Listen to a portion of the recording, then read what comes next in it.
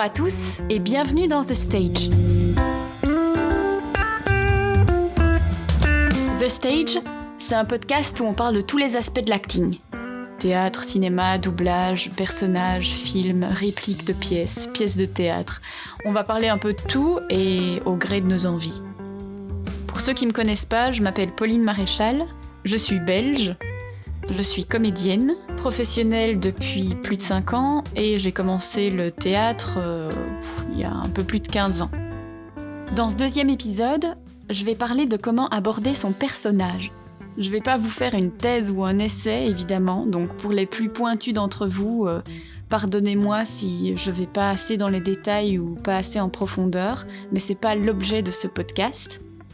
Par contre, sachez aussi que c'est déjà un sujet qui est un peu pointu, et qui s'adresse donc aux personnes qui ont déjà une pratique du théâtre. Pas forcément longue, mais qui se posent déjà la question de comment aborder un personnage et comment l'incarner. Je vais pas répondre à comment l'incarner parce que j'ai pas la science infuse, mais je vais vous donner des outils qui sont personnels sur comment aborder un personnage que vous devez interpréter. Personnellement, en tant qu'étudiante, c'est un truc qui m'a vite questionnée. Et j'ai manqué un peu de nourriture à ce niveau-là. J'ai eu beaucoup de professeurs qui m'ont mis en scène, qui m'ont mis en espace, qui m'ont parlé de l'auteur qu'on était en train de travailler, qui m'ont parlé de la scène que j'étais en train de jouer, des enjeux de mon personnage. Mais j'ai pas rencontré beaucoup de pédagogues qui aient vraiment répondu à la question « Qu'est-ce que je fais avec mon personnage ? Qu'est-ce que je fais avec mon texte ? C'est quoi le boulot d'actrice ? Concrètement, c'est bien de nous mettre en scène, mais c'est quoi le boulot de l'actrice ? Ça peut paraître con, mais on a un texte entre les mains, on a un personnage. Qu'est-ce qu'on fait avec ça concrètement ? C'est vraiment quelque chose qui m'a questionné longtemps. Et du coup, j'ai testé plein de trucs, des machins qui marchaient pas, d'autres qui marchaient très bien. Et en fait, c'est un peu le fruit de ces réflexions que je vais partager aujourd'hui. Comment aborder un personnage ? Et en gros, qu'est-ce qu'on fout avec quand on est sur scène ou en répétition ? Ce que je vais vous dire aujourd'hui, c'est encore une fois mes réflexions, ma façon de voir à l'instant T. J'ai pas la science infuse et je suis pas là pour vous dire qu'il faut faire comme ça et pas autrement. Je ne fais que partager des outils qui peut-être serviront à des personnes qui se sont posées la même question que moi. Et d'autre part, sachez que moi-même j'ai pas forcément répondu à la question et que je ne fais que partager ce qui me semble utile avec ce que je connais maintenant. D'ailleurs, dans le podcast, je vous ferai part aussi de mes propres doutes et de mes propres limites actuelles. Bon, si vous êtes prêts à entrer dans le vif du sujet, c'est parti.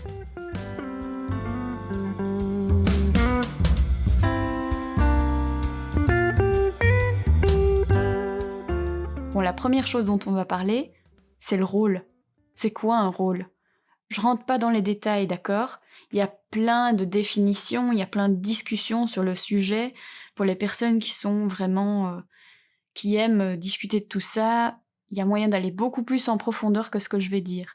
Mais pour résumer, un rôle, je pourrais résumer ça en fait par un masque d'information qui caractérise un personnage. Le rôle que vous allez interpréter et donc prendre va au travers du texte et de la manière dont vous allez interpréter représenter quelque chose de défini. Un rôle, c'est tout un tas d'informations qui sont fictionnelles. Si on reprend l'exemple du masque, tout le monde peut l'enfiler. Donc, clairement, ma position ici, c'est que n'importe qui peut jouer n'importe quel rôle. On est au théâtre. Le théâtre, c'est pas la réalité. Donc, ouais, les filles peuvent jouer des rôles de mecs, les mecs peuvent évidemment jouer des rôles de filles, on va pas le nier, pour ceux qui connaissent un peu l'histoire du théâtre, et évidemment qu'on s'en fout de la couleur de peau, de la couleur des cheveux, ou de la couleur des yeux de l'acteur ou de l'actrice. Ce qui compte, c'est celui du personnage. Et quand je dis ce qui compte, c'est les caractéristiques physiques du personnage, je veux dire des caractéristiques physiques qui se justifient dans le travail. Soit parce que l'acteur, dans sa construction imaginaire du personnage, il a besoin de tel élément physique pour pouvoir interpréter son personnage comme il l'entend, soit parce que le metteur en scène ou la metteur en scène a lui-même ou elle-même une vision du personnage, et alors dans ce cas-là, ça se justifie dans le travail. Et le problème, c'est que ça arrive que des metteurs en scène aient un cliché en tête et n'arrivent pas à casser ce cliché qui n'a pas forcément de justification. Je prends l'exemple de Juliette, mais on a souvent le cliché, qui a été beaucoup cassé depuis, heureusement, mais de la jeune fille frêle, blanche et blonde. Il n'y a pas de nécessité qu'elle soit frêle, blanche et blonde. Donc, est-ce que ça se justifie dans la dramaturgie ? Soit parce que dans le texte, précisément, il y a une caractéristique physique chez le personnage qui est indispensable. Prenons par exemple Richard III, il est bossu.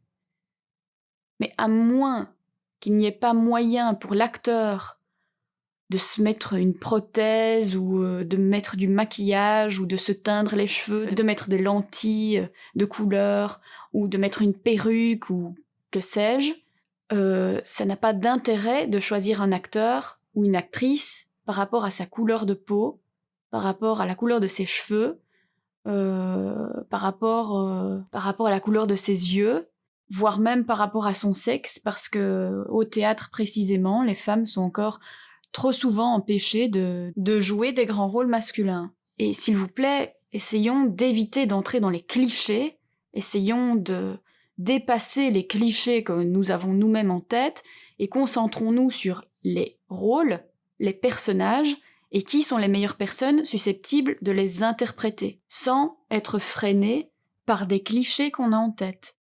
Je ne dis pas évidemment que les metteurs en scène n'ont pas le droit de choisir les acteurs qui correspondent le mieux à ce qu'ils ont en tête, hein. Mais le problème, c'est qu'en fait, souvent, on nous sort des excuses qui n'en sont pas. Parce que les acteurs interprètent des rôles.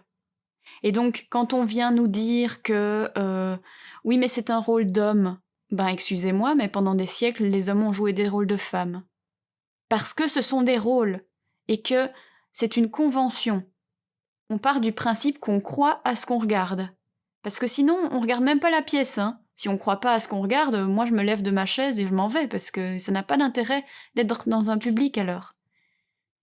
Et quand on vient nous sortir aussi « Oui, mais tu vois, c'est un film d'époque », c'est aussi une grosse couillonnade. On est en 2021, les gars. Ce qui nous intéresse, c'est ce qui se passe, quoi. Quels sont les personnages ? Qu'est-ce qui se passe entre eux ? Qu'est-ce qui se passe dans le film ? Donc on s'en fout d'une pseudo-vérité historique, quoi. Donc, quand vous recevez le personnage que vous allez interpréter, ce que vous avez entre les mains, c'est un rôle.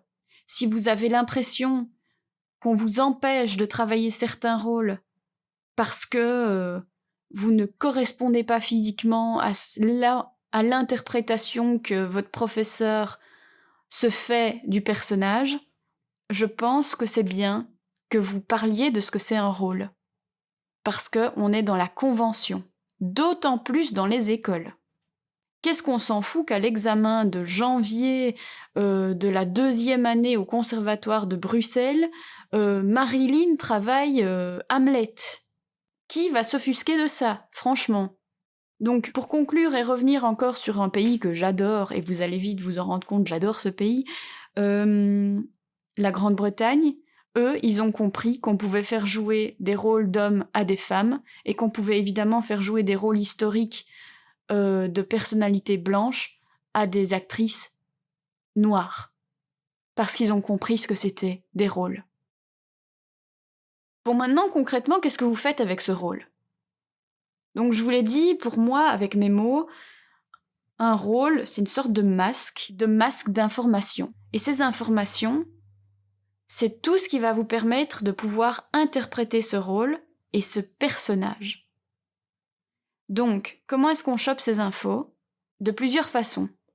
Vous discutez avec votre prof et ou metteur en scène, vous discutez avec un ou une dramaturge, ou vous lisez des recherches que un ou une dramaturge, ou chercheur, ou spécialiste a fait sur l'œuvre et le personnage que vous travaillez, ou, vous lisez. Et lire, c'est pas simplement lire la scène et comprendre rapido ce qui se passe. C'est lire les mots et lire à travers les mots. Et maintenant, je vais vous donner quelques petits outils pour essayer de vraiment aborder votre personnage et essayer de trouver des clés par vous-même. Ça m'est arrivé de voir des étudiants, voir des acteurs, attendre beaucoup que l'information vienne de l'extérieur. Et je pense que c'est important que l'acteur puisse faire un travail de recherche et d'analyse lui-même.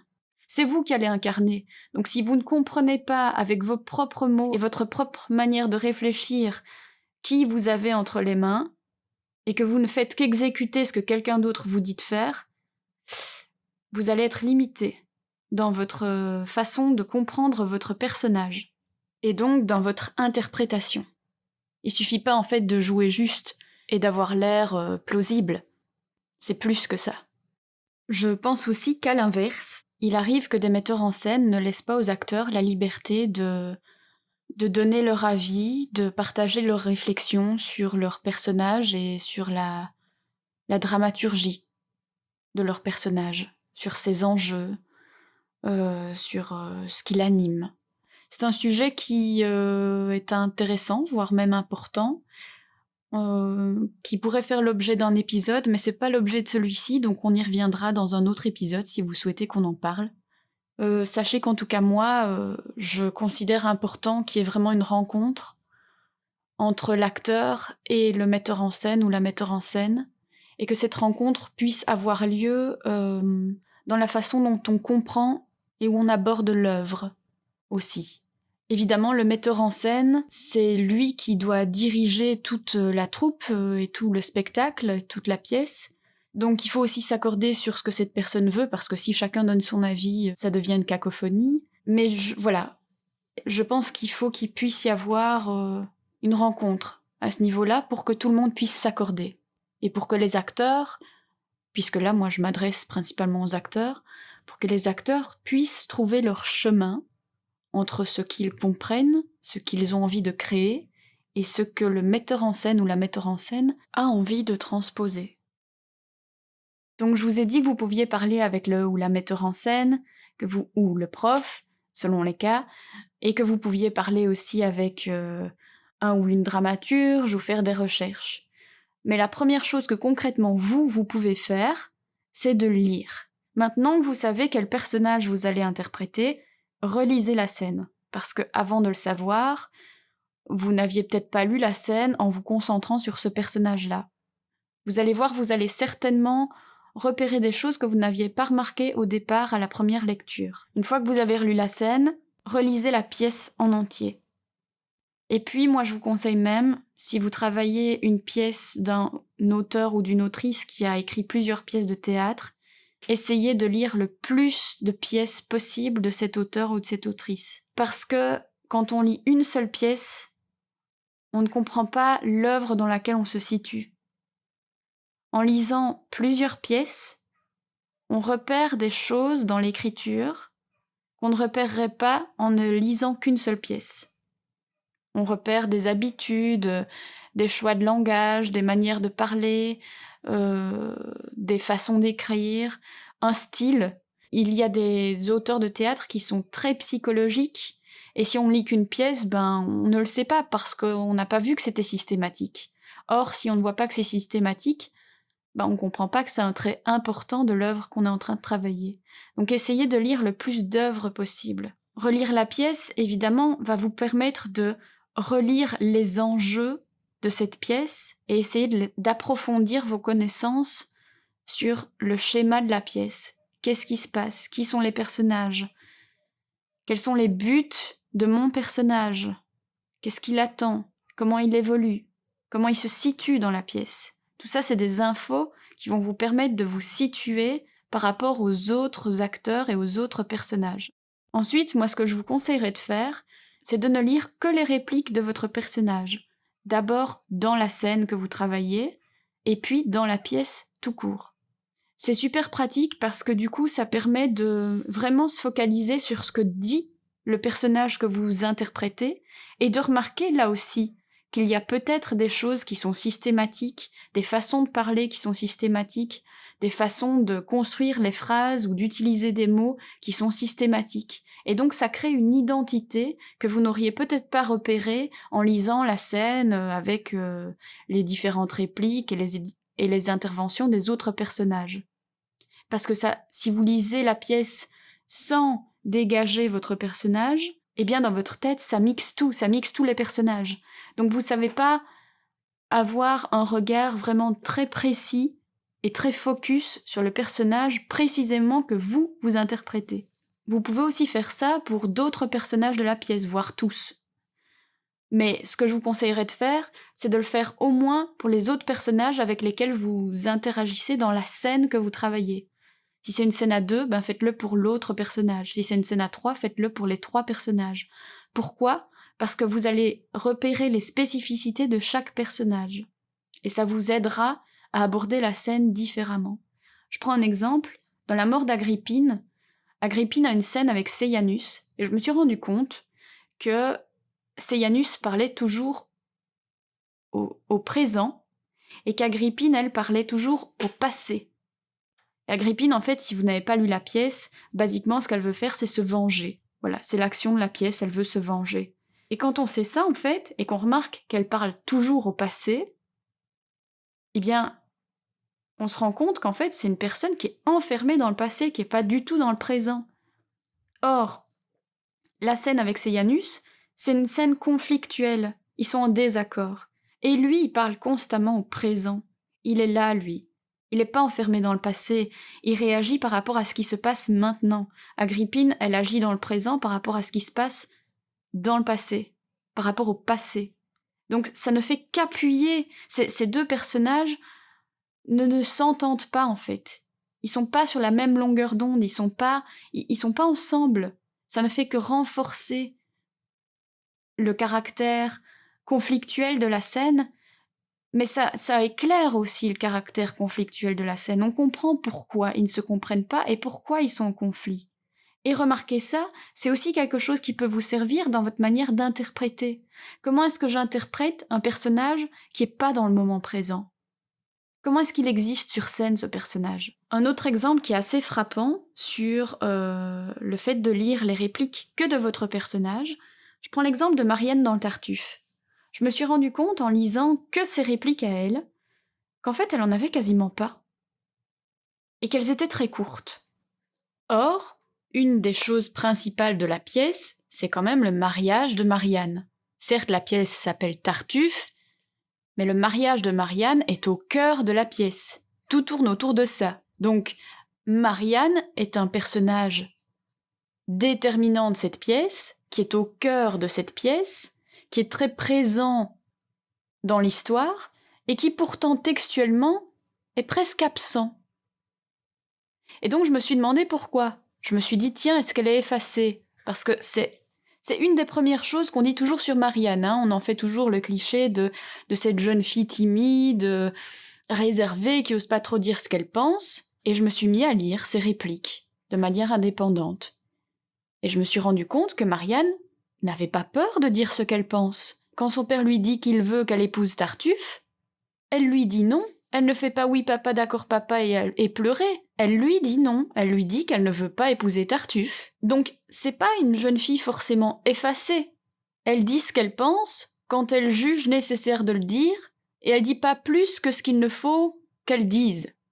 C'est pas une grande parleuse, voilà.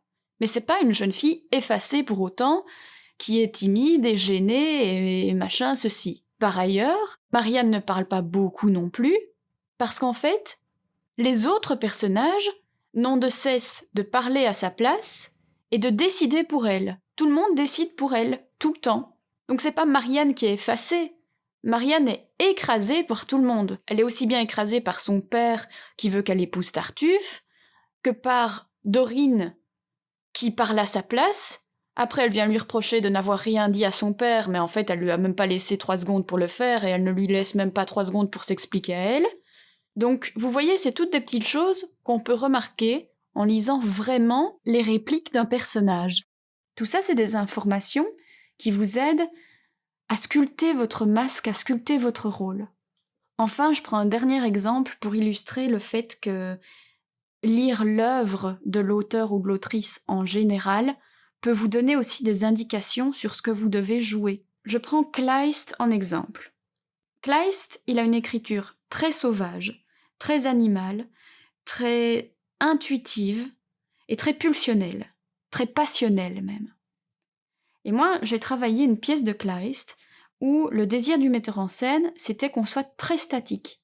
La mise en scène était très statique. Il y avait peu de personnages qui bougeaient pendant qu'ils parlaient. Ça va donc à l'encontre, quelque part, de l'écriture de Kleist. Comprendre que l'écriture est sauvage, passionnelle, etc., peut vous donner des indications pour jouer. On n'est pas dans quelque chose d'intellectuel comme chez Racine, on est dans quelque chose de beaucoup plus corporel et beaucoup plus passionnel et beaucoup plus emporté. Mais votre job aussi, c'est d'écouter la volonté du metteur en scène. En l'occurrence ici, il voulait qu'on soit dans quelque chose de statique. Donc votre job en tant qu'acteur, c'est de comprendre que vous êtes dans un texte qui est animal, emporté, passionnel, mais qu'on voudrait le jouer de manière statique. Comment faire son chemin là-dedans? Vous pouvez évidemment, bien sûr, en parler avec le metteur en scène, pour voir pourquoi il a fait ce choix-là, et pour vous nourrir sur comment trouver le même chemin que lui. Concrètement, ce que vous devez faire, en fait, c'est un job de dramaturgie. Il n'y a pas seulement le metteur en scène, le ou la metteur en scène qui doit comprendre l'œuvre dans laquelle vous travaillez, vous devez aussi le comprendre vous. Vous devez comprendre votre personnage au regard de la pièce que vous jouez, en regard de l'œuvre dans laquelle vous vous situez. Donc vous devez essayer de chercher le plus d'informations possible. Vous devez tout regarder. Quelles informations les autres personnages donnent sur le personnage que moi je joue. Mais quelles informations donnent-ils par rapport à leurs caractéristiques à eux?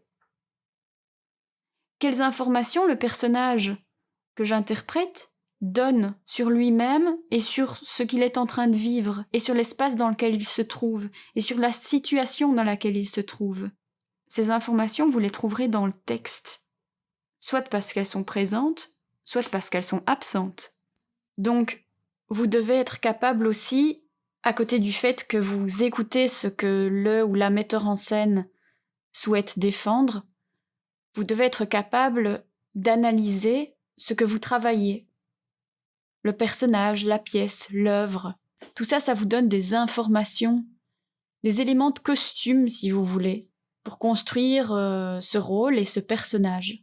Apprendre à analyser, ça se fait, mais voilà, ce que vous pouvez déjà faire, c'est regarder les mots, regarder la construction des phrases, regarder si le personnage parle beaucoup, peu, s'il est concret, pas concret, regarder ce qu'on dit du personnage, regarder la conjugaison, regarder les déterminants, regarder la façon dont il parle et essayer de lire à travers les mots.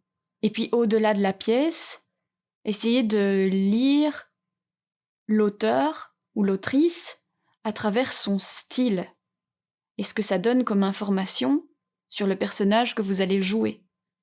Si vous faites une école supérieure d'acteurs, normalement vous aurez une formation d'analyse. En tout cas, nous, c'était le cas. Et malheureusement, beaucoup de gens trouvaient ça chiant. C'était un peu les mathématiques du théâtre. Pourtant, c'est très utile. Et si vous ne faites pas de formation, ou même si vous en faites une, sachez qu'il y a énormément d'ouvrages sur le sujet qui peuvent vous nourrir et dans lesquels vous pouvez trouver des éléments qui vous parleront et qui vous seront utiles. Ici, je n'ai fait que vous donner quelques exemples. Mais voilà, je suis pas entrée dans un cours d'analyse de texte. Ce que je viens de dire me donne envie de vous dire aussi que ce que vous allez repérer du personnage, c'est des choses très concrètes. Ça veut pas dire que c'est une vérité pure et brute, que c'est comme ça et pas autrement. Chaque personne a ses outils d'analyse, et chaque personne va repérer des éléments différents.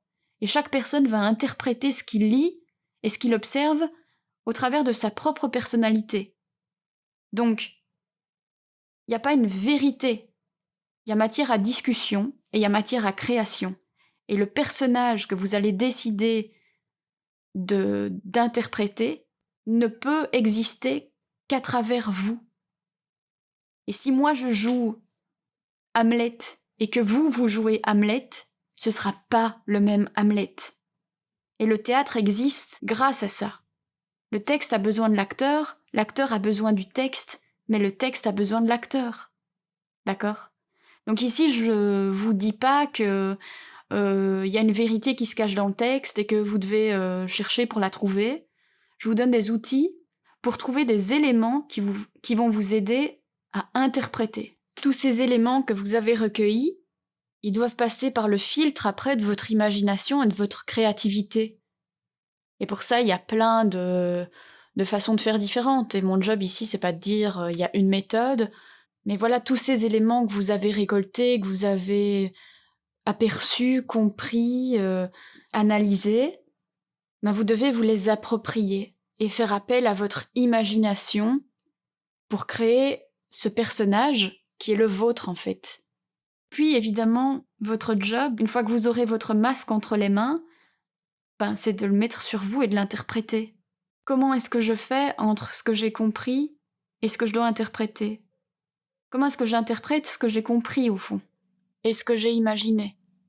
Alors, je pense qu'il faut faire attention, il faut pas tomber dans un excès intellectualisant. Il y a le moment de travail réflexif et il y a le moment de travail interprétatif. Ne mélangez pas les deux. Laissez descendre les informations. Si vous êtes en train de réfléchir pendant que vous jouez à ce que vous avez compris et analysé, vous n'êtes pas en train d'interpréter. Vous êtes en train d'essayer de faire passer des trucs que vous pensez que vous devez faire passer. Non. Il faut essayer de faire descendre les informations. Pour ça, il y a différents outils, et c'est là que je vous dis que moi-même je suis encore en exploration. Il faut faire ce lien entre le corps et l'esprit. Vous pouvez passer par des moments où vous faites des recherches. Tiens, j'ai trouvé que mon personnage était très absent parce qu'il parle très peu et jamais au présent. Il fait des phrases très courtes. Passez par des moments d'exploration où vous jouez à ça.